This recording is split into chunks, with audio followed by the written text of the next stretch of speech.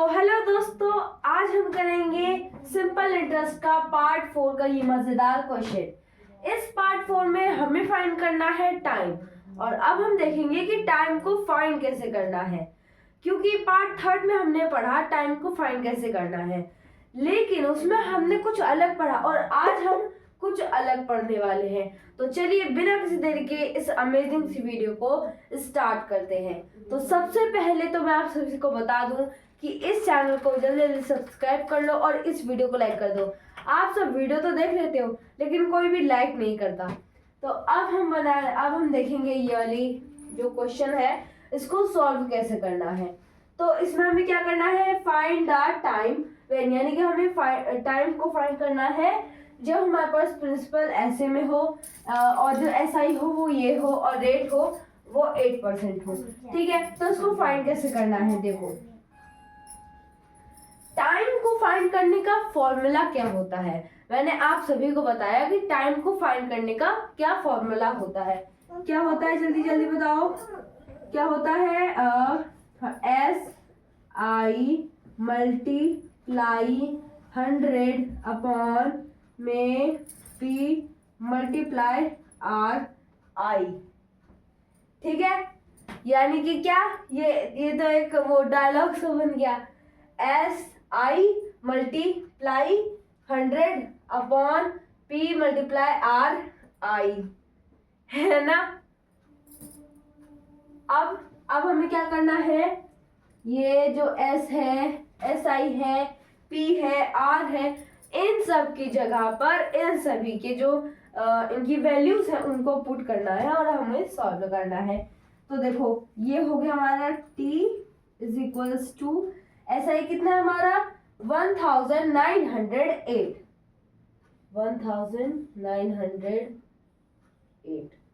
Multiply में 100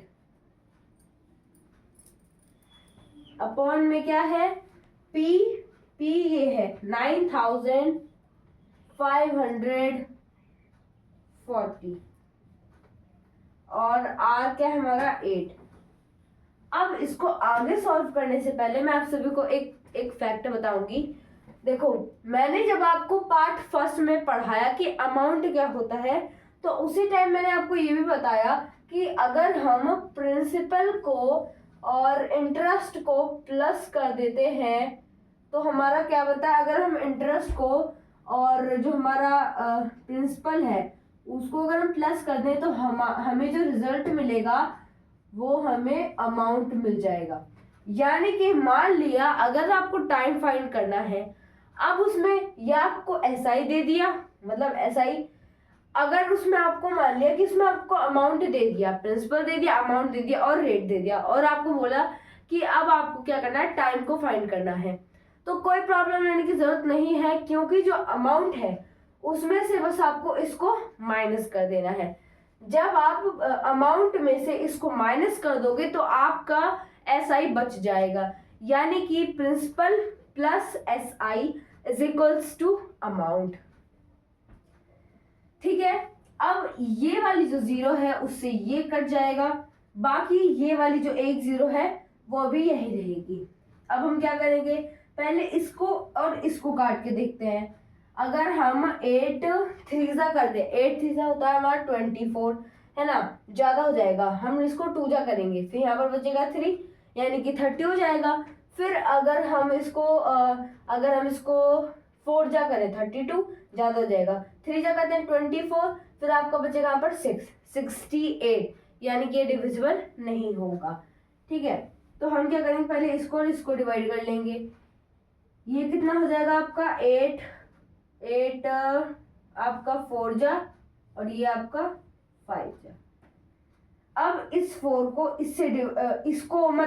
इसको 4 से डिवाइड करके देखते हैं तो कैसे हो जाएगा। ये 4 अगर हम 5 जा करें तो 20, यानी कि एक नंबर अभी ज्यादा है, तो हम क्या करेंगे 4 जा करके देखेंगे 16, और फिर यहाँ पर 3 30 हो जाएगा। फिर यहाँ पर 7 जा यानी कि 28, फिर बचेगा आपका 2 यानी कि 4 से डिविजिबल है। तो क्या करेंगे 4 1 जा और ये कटेगा आपका 4 से, कितना हो जाएगा ये 4 4 जा पहले 16 बचेगा आपका यहाँ पर 3, फिर हम इसको करेंगे 7 जा फिर बचेगा 2, फिर यहाँ पर हो जाएगा आपका कितना 7 जा, ठीक है, ये हो गया 477। अब ये वाला जो नंबर है वो तो इससे डिविजिबल होने वाला नहीं है।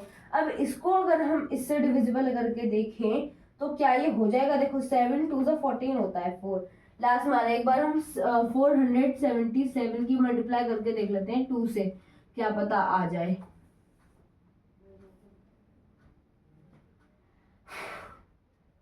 टू 7 जा 14, कैरी ओवर 1 और ये हो जाएगा 15, 1 कैरी ओवर, 2 4 जा 8, 2 4 जा 8 और ये 1 9 5 4, हाँ ये पूरा डिविजिबल है।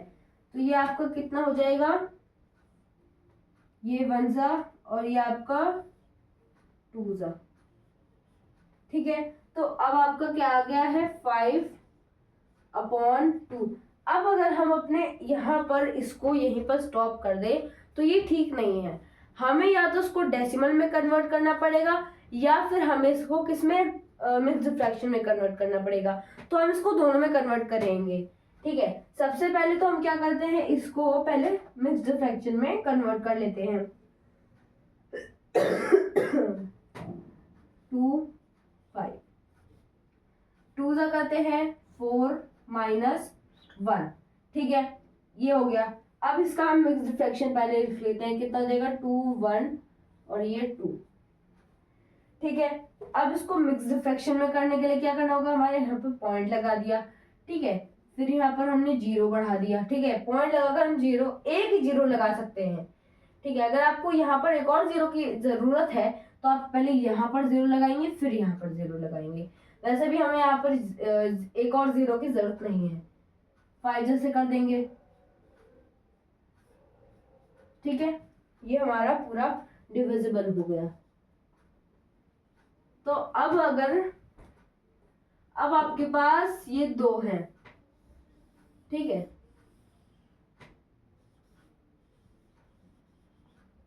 ये इस वाले के लिए 1 मिनट,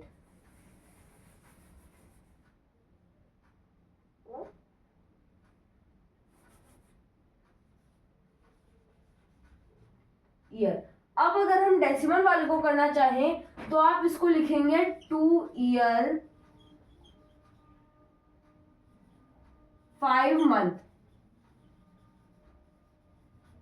ठीक है, 2 ईयर 5 मंथ और ये, ठीक है। तो ये हो गया आपका आंसर। अब क्योंकि 2.5 था यानी कि पहले जो पहला वाला है आगे वाला वो आपका हो गया 2 पॉइंट यानी कि 2 ईयर्स, एक कंप्लीट 2 ईयर्स, फुल 2 ईयर्स, ठीक है। बाद में जो पॉइंट के बाद है 5 यानी कि हाफ, यानी कि यहाँ पर आपका हाफ होता है ना, तो 12 का हाफ करना है, सॉरी 12 का हाफ, ठीक है, 6 हो जाएगा। तो ये हो गया आपका 6 मंथ। तो ये है आपका आंसर। कैसे लगे आप सभी को वीडियो, कमेंट सेक्शन में जरूर बताएं। मिलते हैं पार्ट 5 में, तब तक के लिए बाय बाय।